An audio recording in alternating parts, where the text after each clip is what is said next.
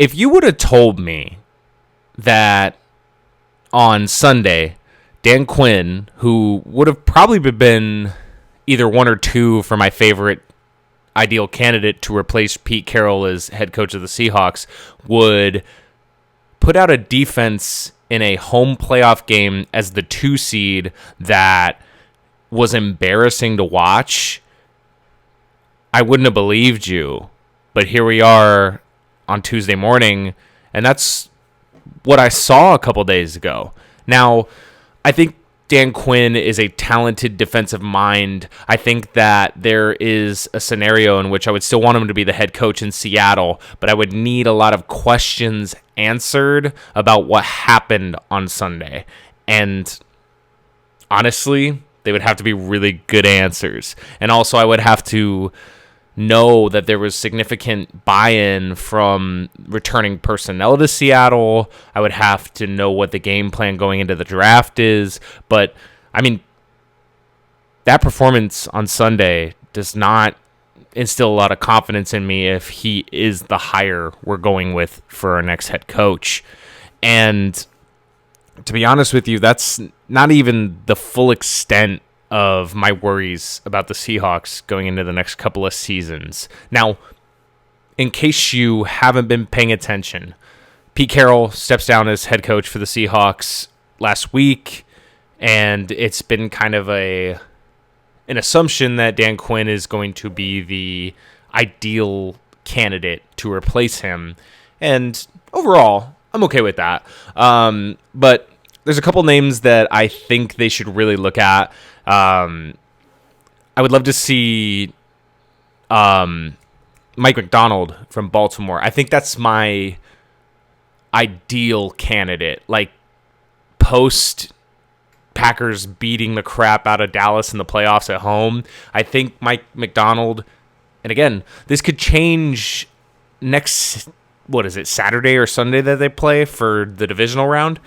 But from what I've seen, Mike McDonald does a great job with this Ravens defense, and I think that he could develop the young talent that we are keeping on the roster. Guys like Spoon, guys like Reek, obviously vets like Quandre I think will stick around. And we need significant development when it comes to the linebacking core. We're going to have to draft interior defensive line, develop the edge rush a little bit more. But, I think our defense needs a significant overhaul. That's the only reason I think that you get rid of Pete, because it's not for lack of he can't get the players to buy in. They don't believe in his vision. I think it's just a pure schematic and function level move at the management level, if that makes sense. So I would love to see Mike McDonald get the job. If you're going to go offense, maybe give a look at Ben Johnson. I mean, I haven't heard that name get thrown around in, relation to Seattle, but I think it would be super cool. I think the offense was, it was up and down throughout the year. We have great pieces. I think there's a lot of rocky water that's coming up for, contracts, which we'll get into in a second. But if you're going to look at offense, Ben Johnson would be great. I looked at the Seattle Times, and I'll link it down below, but it says that they're short list of the 5 guys that are slated to interview. And keep in mind, this could change. Guys could interview and it bombs and they don't want them, or they could just be, interviewing guys because they want to interview a broad slate and they actually have 1 or 2 guys in mind. And also keep in mind, they are not going to have the opportunity to interview Mike McDonald or Ben Johnson until either Baltimore or the Lions are out of the playoffs, because that's their primary duty right now. They're on a playoff run. So, but this short list, according to the Seattle Times, looks like Dan Quinn, Raheem Morris, who's the defensive coordinator for the Rams, Ejiro Evero, Mike Kafka, who is, I believe, the OC for the Giants, I want to say, and then Patrick Graham. They're all slated to get interviews. Obviously, don't know much about Ejiro Evero or Patrick Graham, but Raheem Morris DC for the Rams, they have had successful defenses over the past few years. The thing I worry about there is the Rams' personnel. I mean, Aaron Donald, you had Jalen Ramsey for a while. You've had some really, really good talent on that roster. So, in a weird way, it makes me be like, is the success owed to that coach? Like, how much of an impact does Raheem Morris have on the success of that defense versus its high-end talent kind of carrying the load? And this is where coaching is tough because you have to have good personnel, I think, to have success. I mean, you could sneak in the playoffs. You could be a fun team in the regular season with less than ideal personnel. But in order to get the head coaching job, the offensive coordinator, defensive coordinator jobs, you have to have success further than that, I think. And especially looking at a head coaching job for the Seahawks succeeding the winningest coach in Seahawks history, I don't think that Jody Allen and ownership would move off of Pete if they didn't have a relatively high standard that they want to replace him with. And maybe that is just looking at fresh blood, but I think you can't swing low on this. The fan base is not going to be happy about that because as much as the fan base has been frustrated in spurts with Pete Carroll from a results standpoint, they love the guy. I mean, we love the guy. He's so charismatic.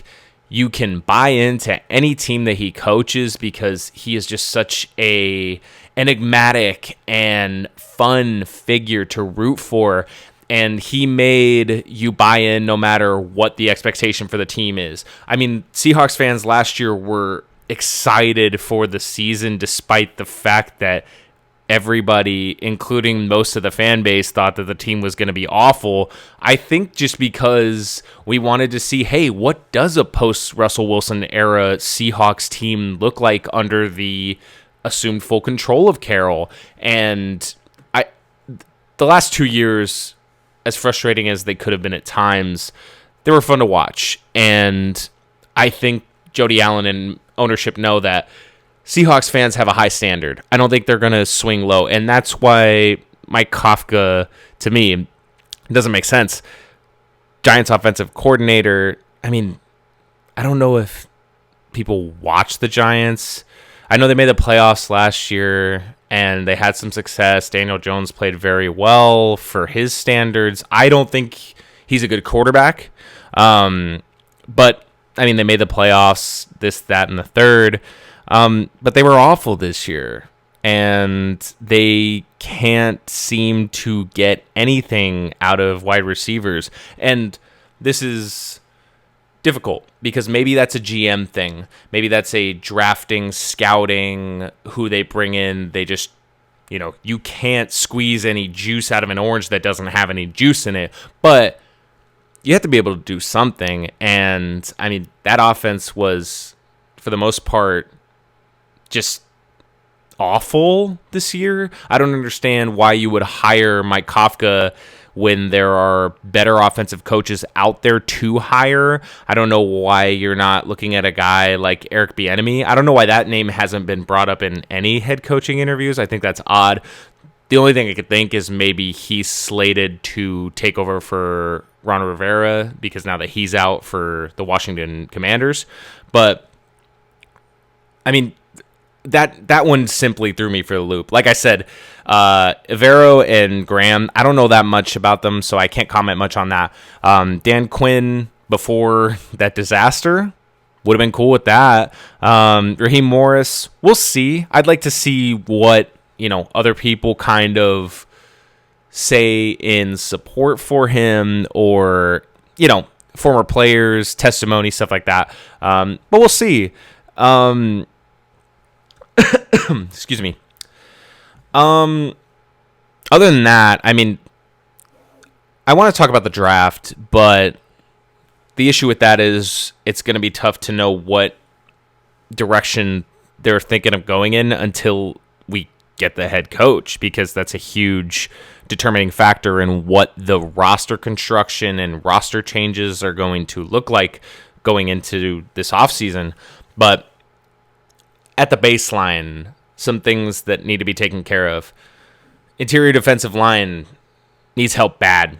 I think linebacker, we need a lot of help. Jordan Brooks is a free agent. Do they bring him back? Bobby Wagner was on a one-year deal. He's now a free agent. Do you bring him back?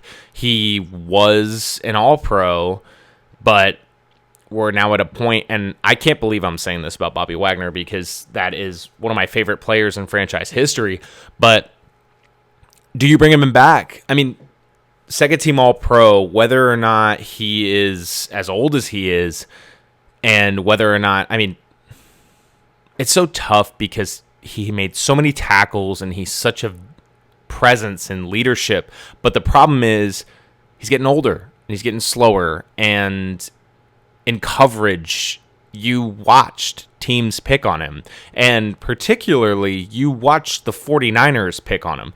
And if you are in the Seahawks organization, fan base, whatever, your first and foremost duty is to try to make the playoffs. What's the best way to try to make the playoffs? Be better than your division rivals. And if the 49ers, I mean, let's be realistic. I don't think the Seahawks will be better than the 49ers for the foreseeable future. That roster is stacked. Kyle Shanahan has a, frankly, inhuman operation going on there. And I think they're likely to win the Super Bowl this year, but you have to at least try. And I think the counter to the 49ers, who are offensive focused, the Rams with Sean McVay offensively focused, and now the Cardinals, we'll see what they do with Jonathan Gannon, and this will be, obviously this was his first season as the head coach, and I think he was pretty great, to be honest with you. The Cardinals exceeded my expectations, and we'll see kind of how they construct the roster, but it seems like they're keeping Kyler, and I would guess they target Marvin Harrison Jr. in the draft. They have a really high pick.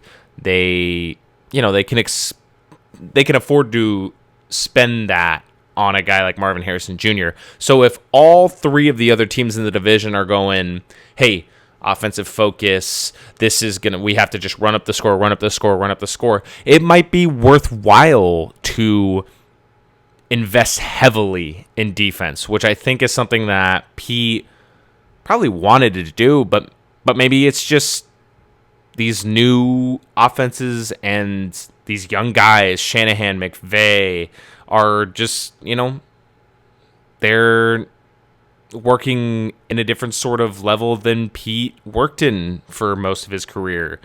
And I think it would be worthwhile to, even if you're not going to make the head coach a defensive-minded head coach, you have to, at the very minimum, shore up these, basically up the middle of the defense between interior defensive line, linebacker, Jamal Adams. I mean, we'll talk about him in a second with the contracts, but there's a lot of help needed on the defensive side of the roster, and I think there's some uncomfortable questions that the Seahawks have to ask. But speaking of contracts and speaking of Jamal Adams, I mean, looking at it on SpotRack, you gotta let go of Jamal, man. I mean, if you cut him, you save $16 million in cap space. Leonard Williams, do you bring him back? You traded with the Giants to get him, shore up your run defense. I think he was fine. I don't think he was the huge contributor I wanted him to be when the trade happened. But, I mean, it's tough because when Chenna got hurt,